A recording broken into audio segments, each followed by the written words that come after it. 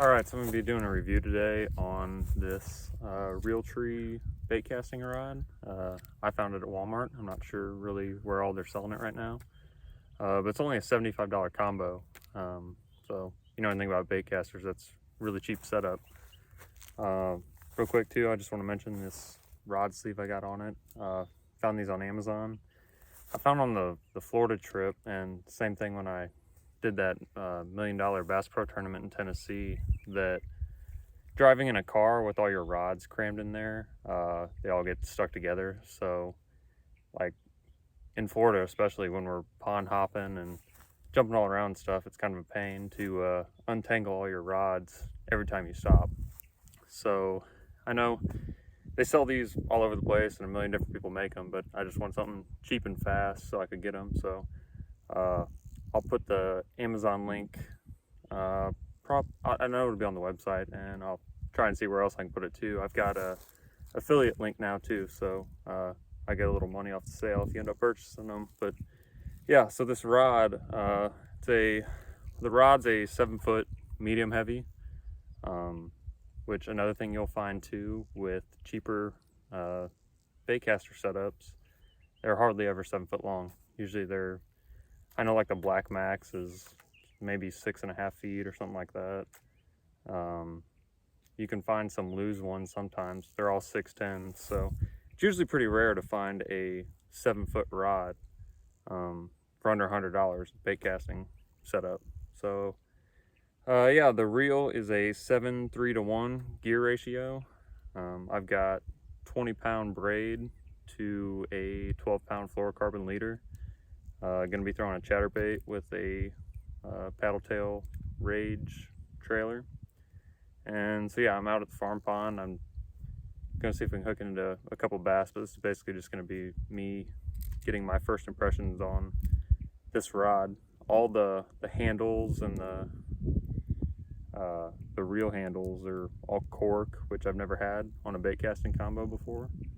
So we'll see how that feels. I don't know if I'm really gonna be a fan of it or not. It's definitely a different feel. But yeah, I'm hoping to kind of just show that like you can get a pretty sweet setup for pretty cheap money and catch big bass on it. So yeah, we'll see how it does.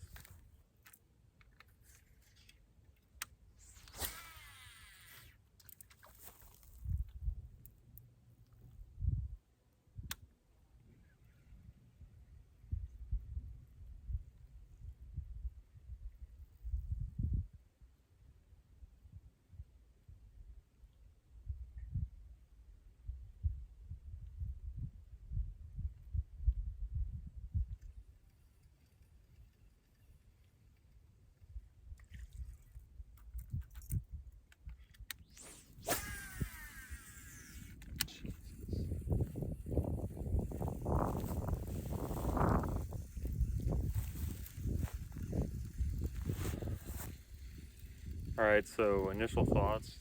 The reel was a little tricky at first, the thumb button. I don't know what it is about it, if it's just the shape or maybe how, like it might be set a little further back than a lot of the lues that I'm used to using. But it kind of, like I would cast it out and as soon as it hit the water and I went to go reel, it would kind of get stuck and I'd have to reel the reel back a little bit and then start reeling to get it to like click. I don't know if that's, something I did or what, but that was a little off at first. But what I'm finding out is I can cast this thing like pinpoint pretty much all the way across this pond. So still gotta play with the reel a little bit, see if that's just me or not. But right off the bat, this thing casts amazing. Like it might be the best casting rod I honestly have, because I'm zipping it all the way across there and it's just landing exactly where I want it to. So I'm gonna keep throwing it around some more and see what else I think about it. Alright, I'm gonna go to the other side of the pond where there might be a few more fish. Another thing right off the bat that I really like about it, there's a lot of sensitivity. Like I'm using a chatterbait, so I like to be able to feel the end of the rod dancing, so I know that I'm not in a bunch of moss or anything like that wrapped around my bait. So yeah, that I know the action of the bait's working right. So that's one thing it's really good at.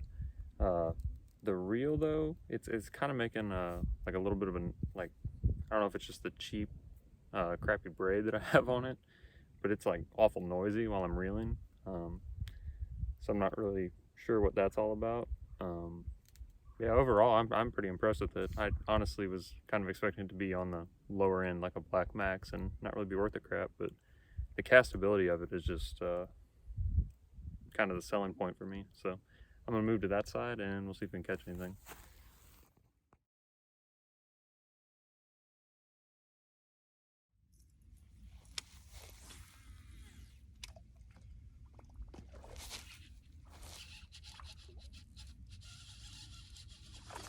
Oh yeah, jumping.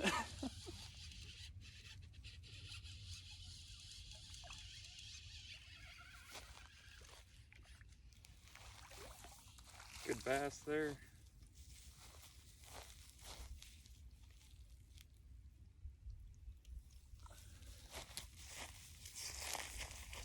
On the whopper plopper, first topwater fish of the year on the new Realtree rod.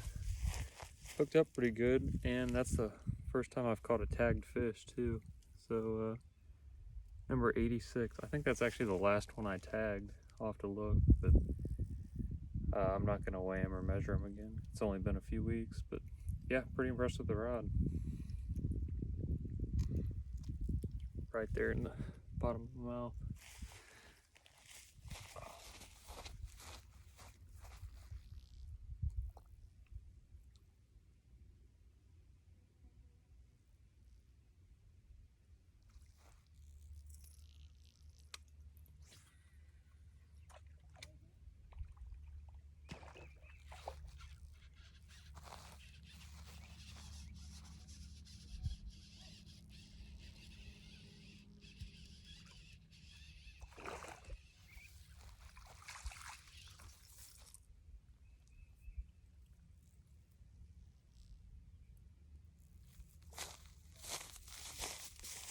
Another one on the whopper plopper.